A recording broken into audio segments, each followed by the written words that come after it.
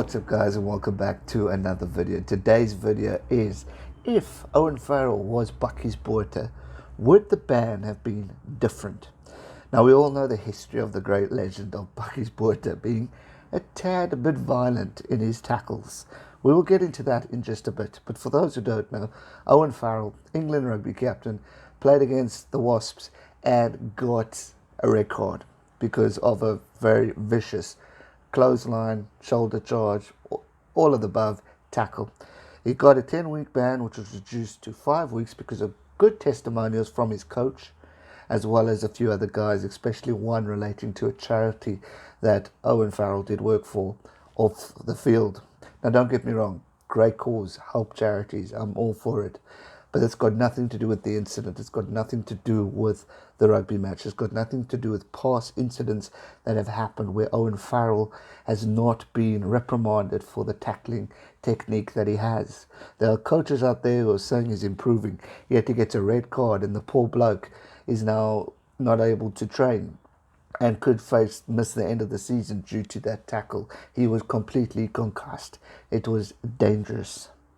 So we all got our mixed opinions. There are people in favour of Farrell supporting him, there's people against. And when I say against, there's also English fans that are totally against it, as well as former England rugby players. This isn't just the world against England or rugby or Owen Farrell. It is a fact that he could have really damaged or ended that career. We've seen careers get ended due to vicious tackling like this. So, you know what? We've got to call it out as it is. But now we're talking a little bit about a South African legend named Bakkies Botha. Now Bakkies, we all know and love for his type of rugby, but we know he's a little bit naughty when it comes to tackling or movements that are very dangerous or foul.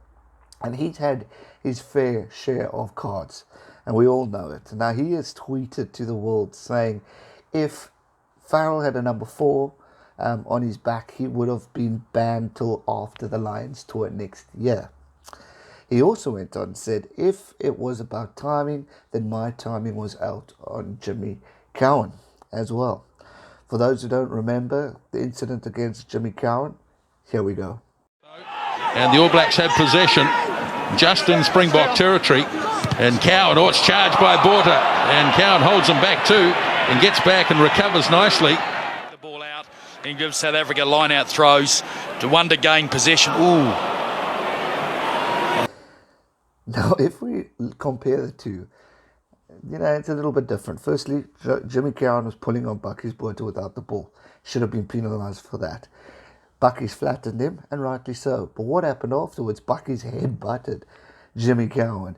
And obviously that is foul play and illegal and deserves a card. Because, I mean, come on. You can't do things like that on a player.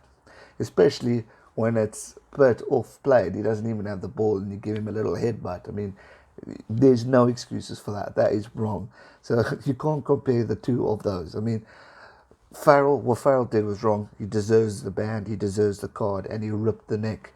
And that was going, for me, intentionally on it. He couldn't really back away because he had his full force. But the problem and the question I have here is he's known for it. He's got a tactic where he runs and shoulder charges the living hell out of a player. In this pure example.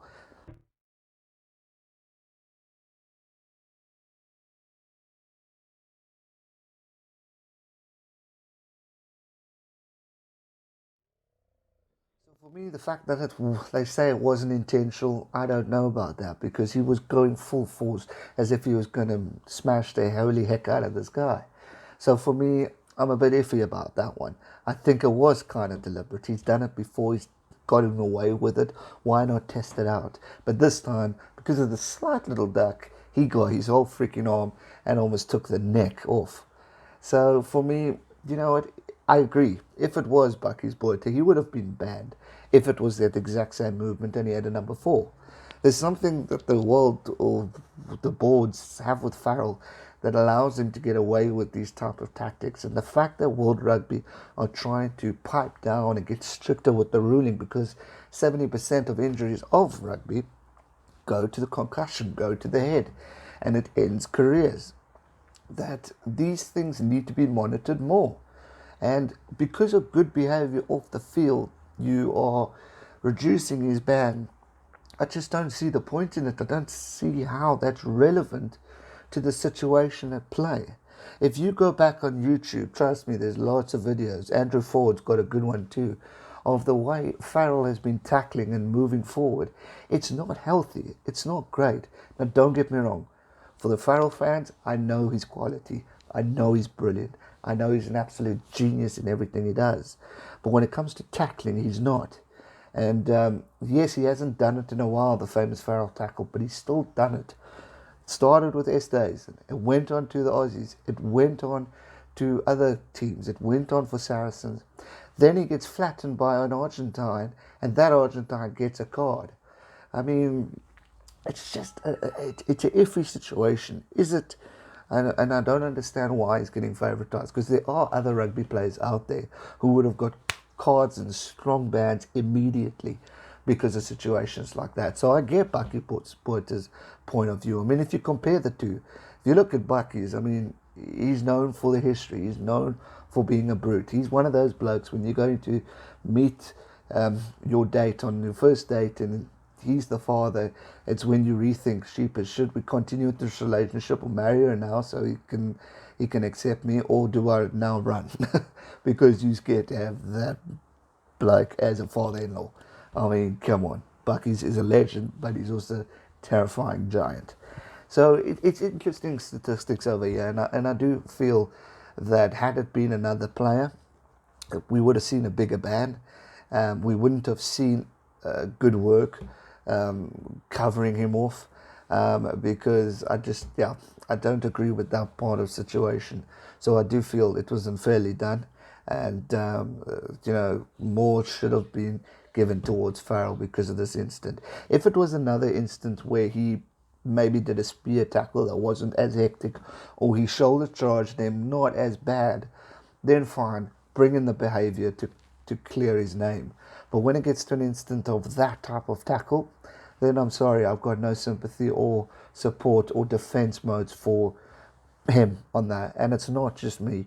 There are big names out there who are saying that he should have got a bigger ban. And there's a lot of fans and people out there who are upset with the way that this was handled. And I honestly couldn't agree more. Gonna do it for today's video. I hope you enjoyed. If you did, smash that thumbs up button, subscribe if you're new, and I'll see you real soon for another one. Thanks so much for watching. Stay safe and never give up. Cheers.